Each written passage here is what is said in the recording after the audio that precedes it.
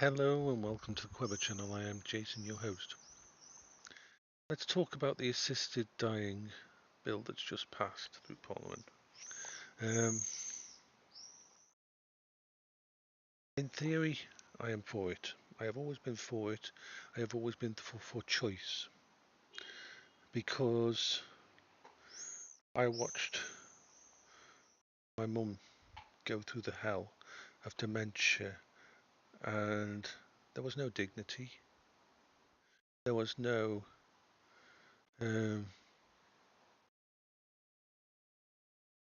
peaceful end to her life.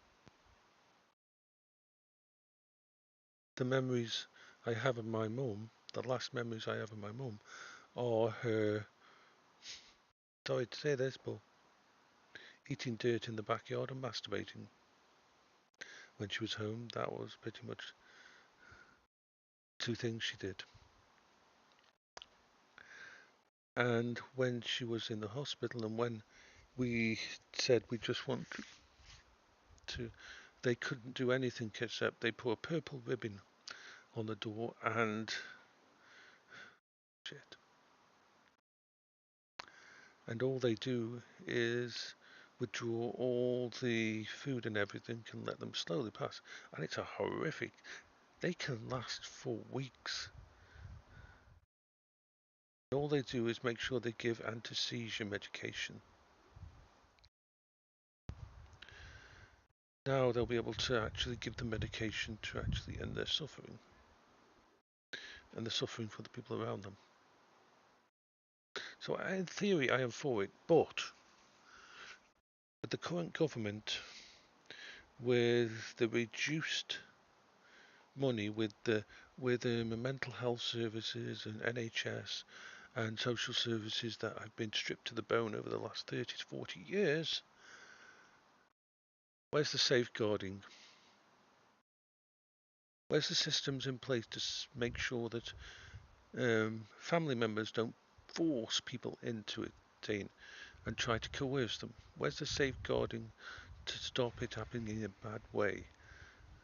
Where's the safeguarding to make sure someone's mentally stable enough to make that decision for themselves?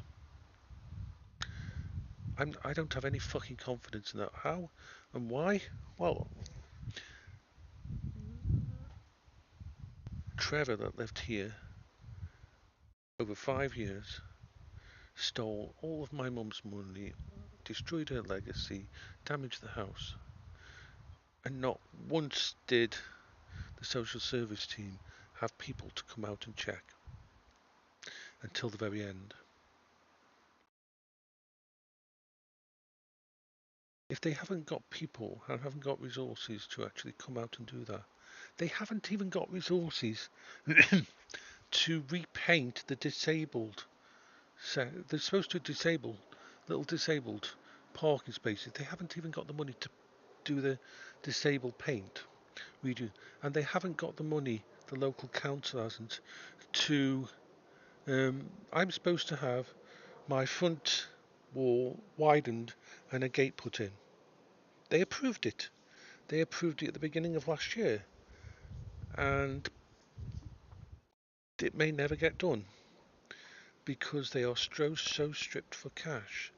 So, thingy, can you imagine there being anybody, the training that needs to be done that's going to cost, the people put in place to protect vulnerable people? That's why I think this is going to end up with people's death who aren't supposed to die, who aren't ready to die, but they're going to feel guilty because they're family. And if we look at this as a really, really ironic and this hand in hand with the fact that they've just put the bill through for the cuts to the disabled people's stuff. Think about it this way. If you've got an old parent or something, or someone who's disabled, and all of a sudden your access to carers allowance, your access to funds goes away because they're all going to be cut off, making them feel like they shouldn't be around, that they're a burden, that is going to look a lot better. I'm not saying everybody will go down this path, but the fact that they've just put through the assisted dying bill, and they're cutting something like 850,000 people's disability because they won't be classed as disabled anymore. And this will cut the carers allowance for their parents or whoever looks after them, who tries to look after them. That'll be gone. This is going to put a big strain on the actual carers, and also the people are going to feel guilty because they're using up their family's money, that they're a burden. So those two things together, it's not a good thing, and it could go very badly, and a lot of people could die. So yay. I hope you're having a wonderful day. Bye bye for now.